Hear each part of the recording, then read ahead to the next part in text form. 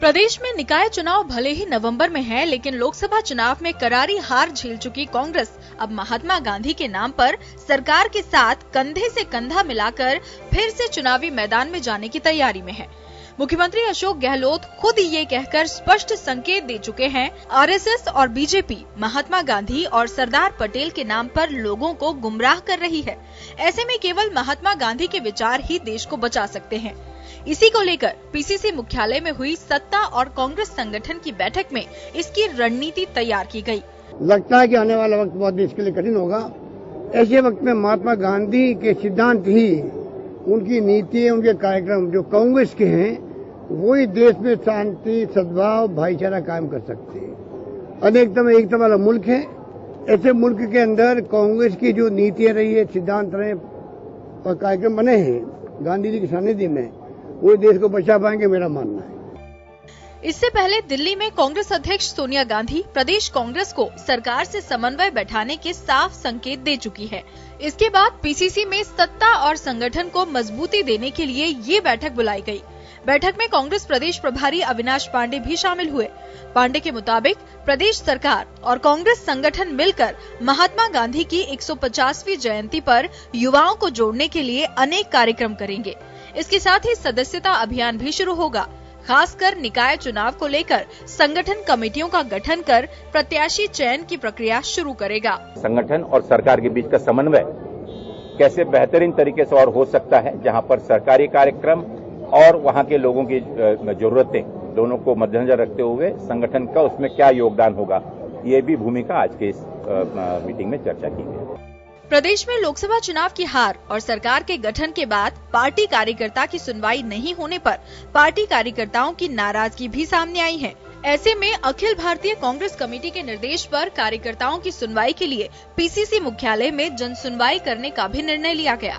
Deputy CM और PCC अध्यक्ष सचिन पायलट ने बताया कि जल्द ही रोस्टर बनाकर मंत्री जन सुनवाई कार्यक्रम शुरू करेंगे। प्रदेश कांग्रेस कमेटी के दफ्तर में हम एक रोस्टर तैयार करेंगे ताकि अलग अलग विभाग के मंत्री यहाँ पर बैठें, जन सुनवाई करें। कार्यकर्ता और आमजन के साथ अपने घरों पे, अपने क्षेत्रों में लोग मिलते ही हैं, लेकिन प्रदेश कांग्रेस कमेटी के दफ्तर में यहाँ पर अनेक अलग अलग मंत्री बैठेंगे, लोगों की बातों को सुनेंगे, समस्याओं का निराकरण करना, कार्यकर्ताओं जनता की मांगों को जल्द पूरा करना और हमारे मैनिफेस्टो को कैसे हम जल्दी लागू करें, अपने वादों को, उस पर हम वॉर फुटिंग पे काम करेंगे ताकि लोगों की जो अरमान हैं, जो उम्मीदें हैं, उसको हम पूरा कर सकें। बहरहाल कुछ दिन पहले कांग्रेस अध्यक्ष सोनिया गांधी ने दिल्ली की बैठक में सीएम अशोक गहलोत और डिप्टी सीएम सचिन पायलट को सत्ता और संगठन के बीच समन्वय बैठाने के संकेत दिए। ऐसे में प्रदेश में निकाय चुनाव के लिए तैयारी करने के लिए दो गुटों में बटी प्रदेश कांग्रेस क्या फिर से एक पावर सेंटर्स में बदल पाएगी, ये एक बड़ा सवाल है। जनता की सुनवाई करनी चाहिए, चाहे वो कहीं बैठ के करे, अपने बंगले में बैठ के करे, कार्यालय में बैठ के करे, हमको इस पे एतराज नहीं है। परंतु ये नकल जो कर रहे हैं, इस नकल में भी वो अपनी अकल लगाए और इस जनता का भला करे। इस जनता इस सरकार को चुने हुए मेरे ख्याल से 10 माह हो गए, 10-11 माह हो गए, परंतु राजस्थान में ऐसा लगता नहीं है कि कहीं राज्य सरकार चल रही है। जन टीवी न्यूज जयपुर।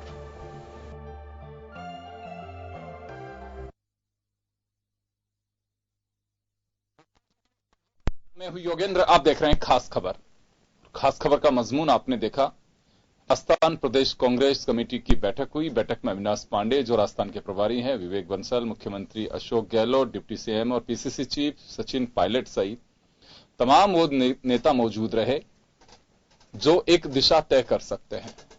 आने वाले दिन राजनीतिक दलों की दृष्टि से बहुत महत्वपूर्ण है, चाहे राजस्थान में होने वाले 2 विधानसभा के उपचुनाव हो या लोकल बॉडी और पंचायती राज के चुनाव हो, ये सब महत्वपूर्ण कड़ियां होंगी। बीजेपी हो, चाहे कांग्रेस हो या फिर दूसरे दल हो, ये सभी के लिए महत्वपूर्ण टाइम होगा, ये कहा जा सकता है।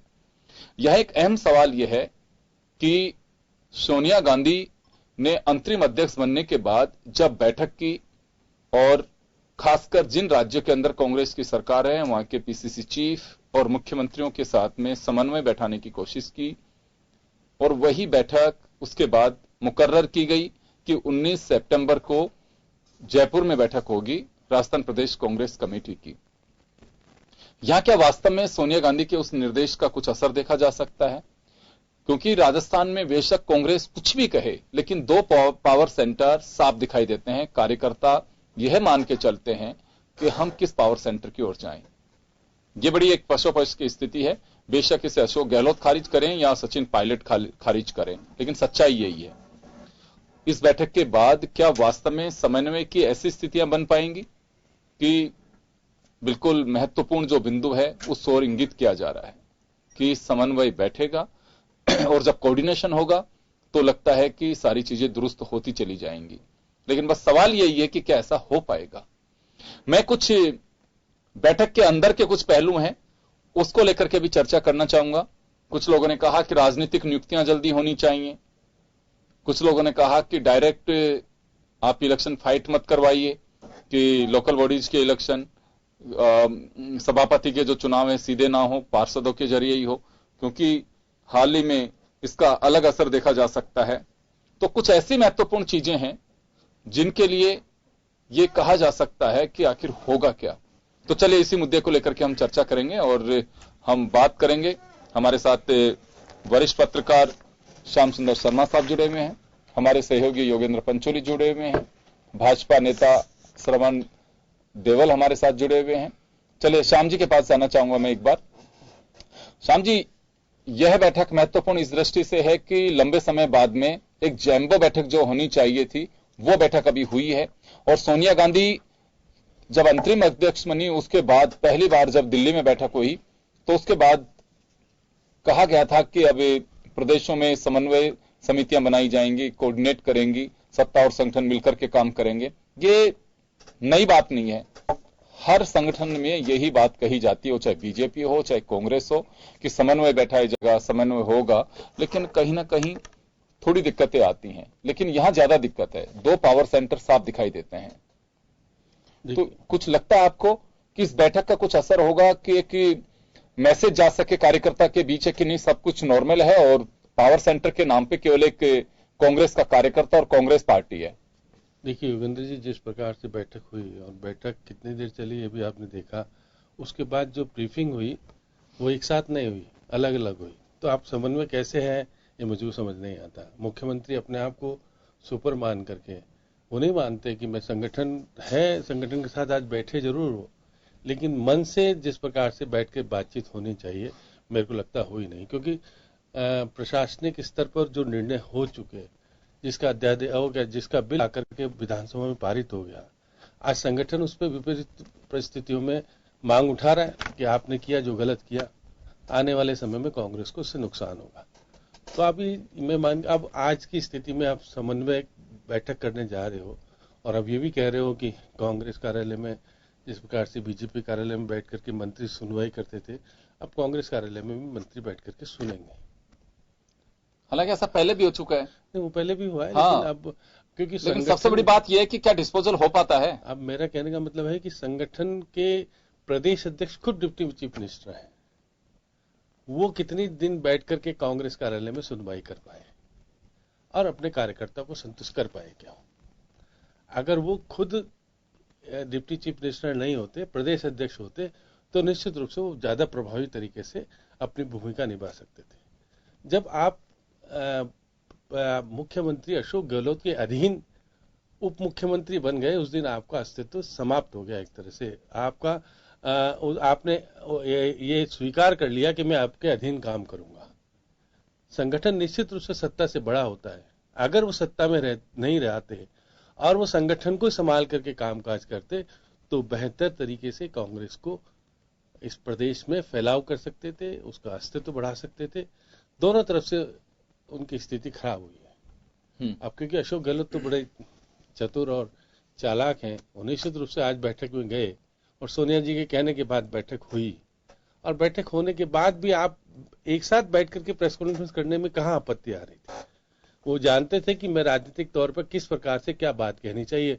वो अपने आए, खत्म होते बाहर बैठे और बैठ के कह गए। आप अंदर बैठ के भी जिस प्रकार से बाद में प्रभारी और प्रदेश अध्यक्ष ने अपनी बात कही, तो आप वहां उनके साथ बैठ करके कहते कि आज मैंने देखिएगा संगठन के साथ बैठ के बातचीत की है, बहुत सारी चीजें सामने आई है, मैं इनको साथ लेते हुए क्योंकि शहरी निकाय के चुनाव और पंचायतों के चुनाव और उपचुनाव जो दो होंगे उसमें प्रभावी भूमिका निभाऊंगा, ये सारी बातें एक साथ बैठ करके कहनी चाहिए थी, नहीं गई। मैं श्याम जी आऊंगा आपके पास में, वापस आऊंगा। मैं श्रवण देवल हमारे साथ में जुड़े हुए हैं, भाजपा नेता। श्रवण जी, आपसे मैं जानना चाहूंगा कि अभी मैं आपके पार्टी के प्रदेश महामंत्री को सुन रहा था, वो कह रहे हैं कि नकल की जा रही है। ऐसा क्यों लग रहा है बीजेपी को कि नकल की जा रही है? पीसीसी में पहले भी सुनवाई होती रही और बीजेपी में भी इस कार्यकाल से पहले भी सुनवाई होती रही है कि मंत्री अपने घरों पे भी सुनवाई करेंगे, कार्यकर्ताओं के लिए यहाँ पे भी सुनवाई करेंगे। देखिए, निश्चित तौर से हमारे पार्टी के वरिष्ठ नेता ने कोई बात कही है तो उसमें कोई न कोई तथ्य होगा, लेकिन फिर भी बात सुनवाई करना नहीं है, बात है डिस्पोजल करना। इतने काम जनता के या कार्यकर्ता के आते हैं, जैसे श्यामजी भाई साहब ने अभी कहा कि अगर वो केवल संगठन देखते तो अच्छा काम कर पाते।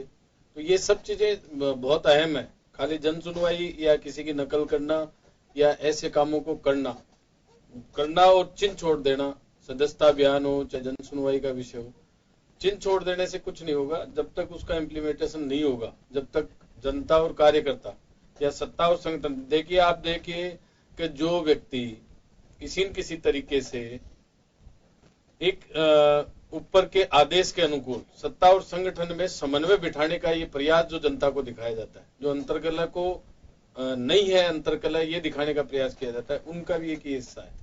जिस तरीके से आप लोगों ने भी अभी कहा,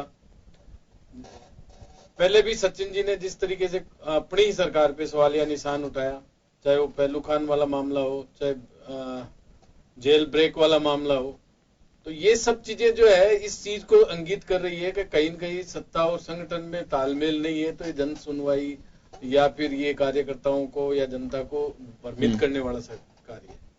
श्याम जी, मैं एक बात जानना चाहता हूं, राजनीति में एक बात कही जाती है, राजीव गांधी का मुझे ध्यान है कि 1986 में जब उन्होंने अलवर के खेड़ली में कहा था कि हम 1 रुपए भेजते हैं, आप तक 15 पैसा आता है, उन्होंने उस करप्शन को पहचाना, लेकिन उनके बहुत मखौल उड़ाया गया। प्रतिपक्ष ने बहुत इसको इश्यू बनाया कि करप्ट सरकार और ये सारी चीजें।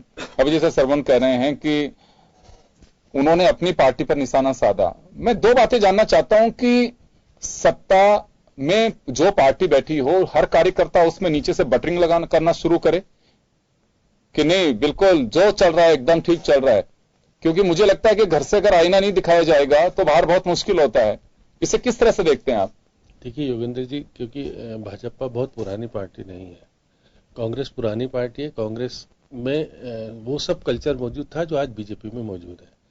बीजेपी ने नकल की है। बीजेपी अब कह रहे हैं ना कि उनके संगठन महामंत्री को पता नहीं होगा कि बीजेपी ने बहुत सारी चीजों को अपनाया और वो वर्चस्व में कायम हो पाई।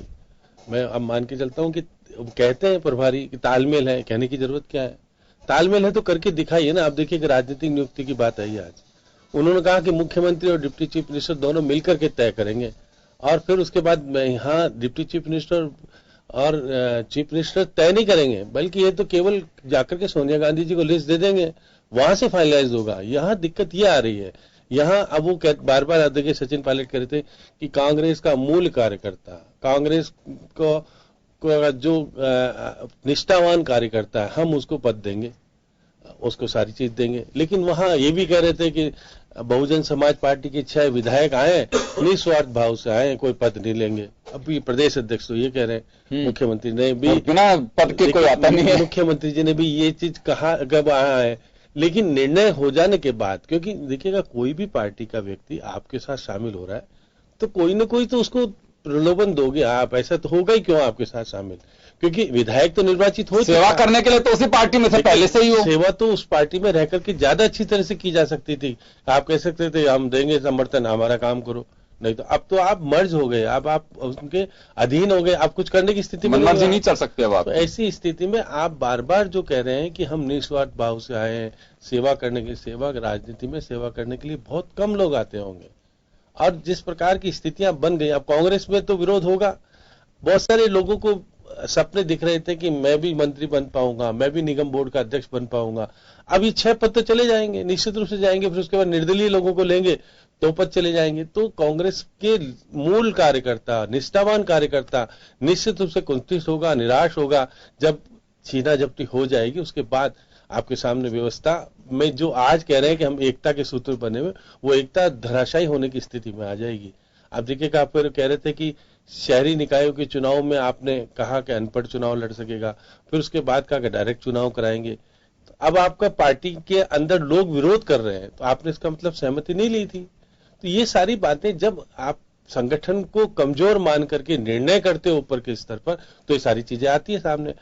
पहले संगठन कुल मिलाकर के जिस समन्वय के लिए बैठक बुलाई गई थी, लग रहा था कि आपसी कोऑर्डिनेशन बहुत बेहतर होगा, वो अभी कहीं दिखाई मुश्किल से दे रहा है कि हाँ, कहीं उसका हल्का सा भी हमें प्रतिबिंब नजर आ रहा है कि हाँ चलिए कुछ दिन में ये चीजें और सॉर्ट आउट हो सकती हैं, या बयानबाजी जिस तरह की आ रही है उससे और तलखी बढ़ती जाएगी।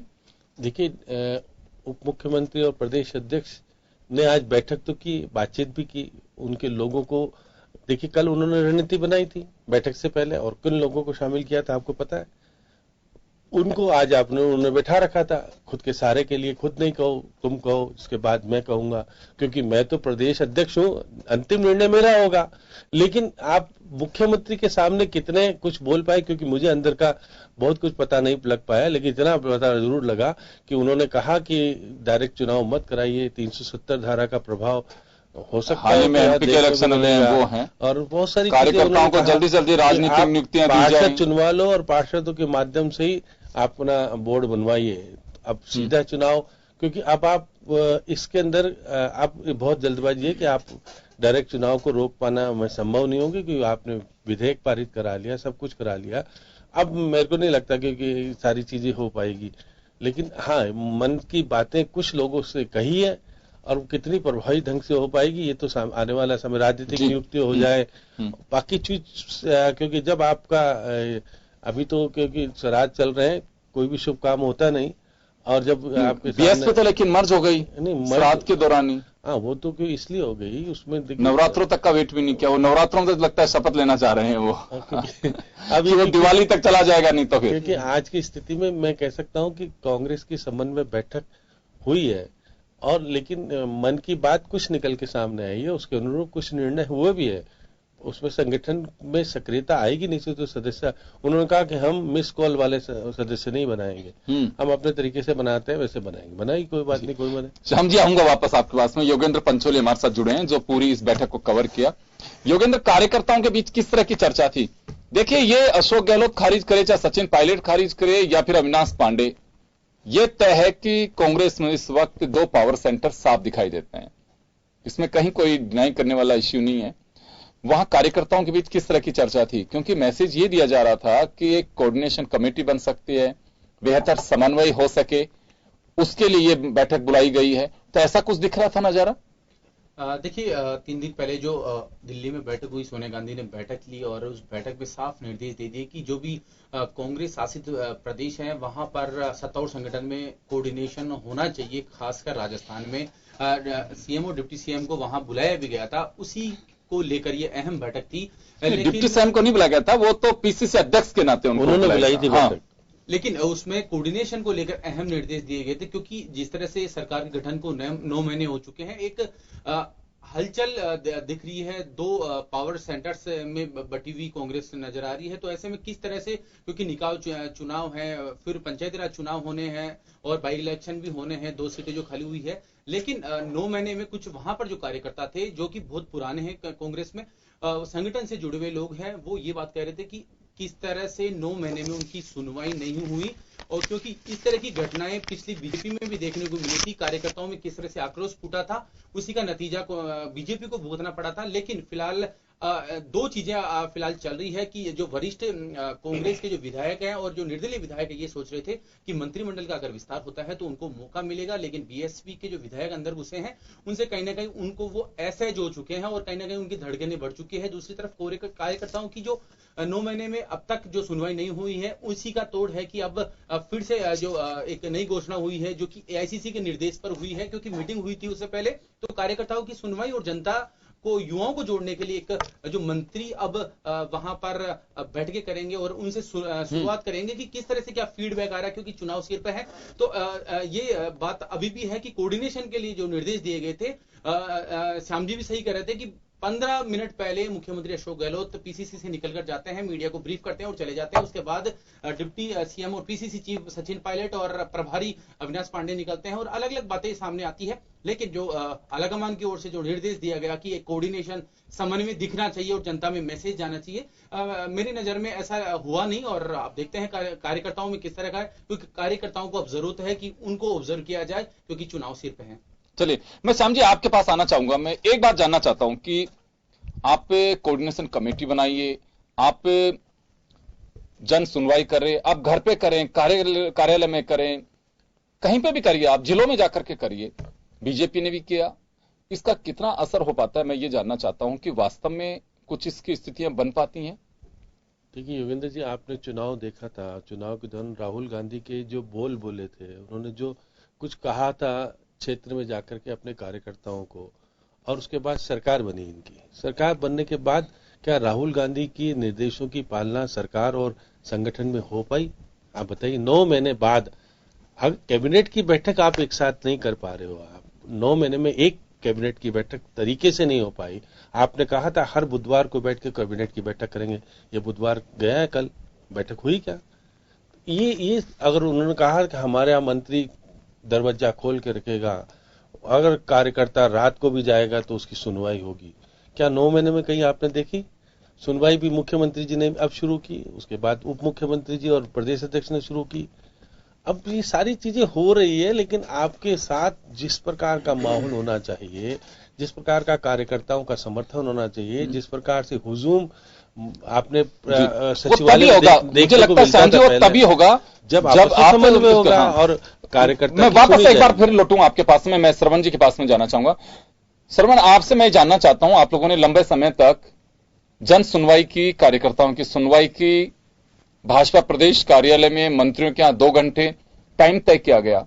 आप लोगों ने इस बात को देखा है कि वास्तव में हमारा फेलियर पॉइंट क्या रहा? क्योंकि ऐसा तो है नहीं कि सारी चीजें बिल्कुल ओके होती तो रिजल्ट आता सामने। तो कुछ ऐसी कमियां रही। जन सुनवाई करना बहुत सहज है, लेकिन कार्यकर्ताओं को संतुष्ट करना ये बड़ी बात है। कार्यकर्ता संतुष्ट हुआ जब तो लोकसभा का परिणाम ये आया। विधानसभा का परिणाम लोकसभा में था, वही विधानसभा में था। फिर आपके विधानसभा में और कुछ कारण रहे, सेक्टर के कारण रहे या अन्य स्टेट जिलों में अलग कारण रहे, ये हार जीत इस बात का तय नहीं कर रही कि जन सुनवाई से क्या फर्क पड़ा। जन सुनवाई में आपकी बात से मैं सहमत हूँ, जन सुनवाई होनी चाहिए। अगर जन सुनवाई होती है तो वो कॉलम पूरा नहीं होना चाहिए, कार्यकर्ताओं के काम होना चाहिए, या जनता से रिलेटेड जो काम जो सेक्रेटरीट में या मंत्रियों से डायरेक्ट नहीं मिल सकते वो मिलने चाहिए। ये शुरुआत भारतीय जनता पार्टी ने भी की। भारतीय जनता पार्टी ने प्रयास किया, कार्यकर्ताओं के काम करने का प्रयास किया। जनता सर, मैं आपके प्रयासों पे सवाल नहीं खड़ा कर रहा हूं, बहुत अच्छी कोशिश है, अच्छा किया आप लोगों ने, होना चाहिए। मैं तो ये जानना चाह रहा हूं कि आप लोगों ने कोई ऐसी कमजोर कड़ी पहचानी?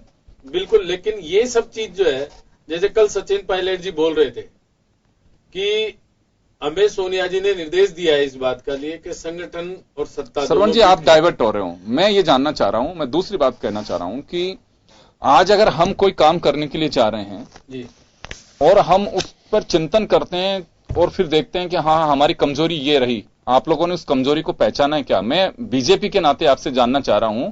अभी छोड़िए सचिन पायलट जी, सोनिया गांधी जी को, आप अपने पे बताइए मुझे, आप लोगों ने कुछ पहचाना? बिल्कुल, भारतीय जनता पार्टी के कार्यकर्ता रोज सीखता है और रोज अपने आप में कमियों को सर आपकी उसकी मैं तो जानना चाह रहा हूं, आपने इतने लंबे समय तक जन सुनवाइयां की थी, उसमें कोई कमी रही? बिल्कुल सब कुछ ठीक था? जन सुनवाइयों में जो जन सुनवाई के तहत ऐसे मुद्दे आए जिनको करना चाहिए वो कार्य हुए हैं, और उन कार्यों को करने में मंत्री हमारे सब उपस्थित रहे, कोई अनुपस्थिति नहीं रही।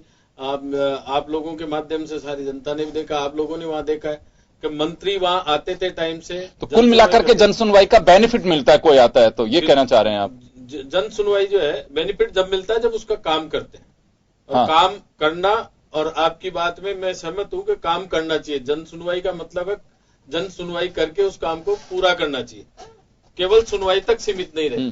और ये सब चीज मैं इसलिए भी कह रहा हूं कि काम करने के लिए एक सेंटर होता है, जैसे मंत्री हो सकता है सेक्रेटरीट में बैठ के टाइम नहीं दे सकते, लेकिन बीजेपी कार्यालय में आए तो कार्यकर्ताओं की बात सुन सके। वहां जाए तो जनता की बात सुन सके। तो इस बात को लेके जो है हमने समन्वय करके। चलिए, मैं आखिरी सवाल मेरा एक श्याम सुंदर शर्मा साहब से। श्याम जी, मैं आपके पास आना चाहूंगा। जन सुनवाई का कितना महत्व होता है और इसका वास्तव में क्या फर्क पड़ता है, बहुत शॉर्ट में चाहता हूं आपसे मैं। देखिए योगेंद्र जी, जन सुनवाई का महत्व तो अपने आप में है, लेकिन उस जन सुनवाई का रिजल्ट क्या है ये जरूर तय होना चाहिए। बीजेपी में जन सुनवाई हुई जरूर, लेकिन रिजल्ट ओरिएंटेड नहीं आया। वो मंत्री चाहते हुए भी काम नहीं कर पाए, क्योंकि स्थिति मुख्यमंत्री के आरे लेके इतनी चिट्ठियां पहुंच गई विभागों में, कोई तरजीह नहीं देता था पहले मुख्यमंत्री का। तो इससे कांग्रेस को कोई सबक लेना चाहिए?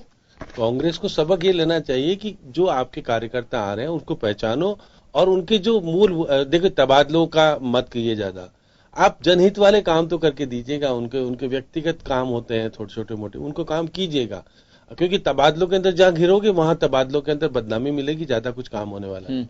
आप अपने वहां के उनके किस तरह से उनको जोड़ सकते हो, किस प्रकार से छोटे मोटे जो काम है उनको कर सकते हो, करने चाहिए। और एक जो गुबार होता है, जो सरकार के खिलाफ जो वातावरण बनना होता है, उसमें निश्चित रूप से बदलाव आता है सुनवाई से। चलिए, मैं माफी चाहूंगा, आज हम खास खबर को यहां रोकना चाहेंगे। और कुल मिलाकर के एक कोऑर्डिनेशन के लिए जो बैठक बुलाई गई थी, अभी फिलहाल तो कोऑर्डिनेशन बहुत कम उसकी सीरत दिख रही है मुझे। और जो हमारे यहाँ पे साथी लोग जो चर्चा कर रहे हैं उनका भी ये कहना है कि असर दिखना चाहिए, कहने भर से नहीं। कार्यकर्ता को महसूस होना चाहिए कि पावर सेंटर्स मर्ज हो चुके हैं, सत्ता और संगठन एक साथ काम कर रहे हैं। अगर सचिन पायलट ने कोई बात कही है तो अशोक गहलोत कह रहे हैं, अशोक गहलोत ने कोई बात कही है तो सचिन पायलट ने कही है। अभी बहुत सारी चीजें हैं।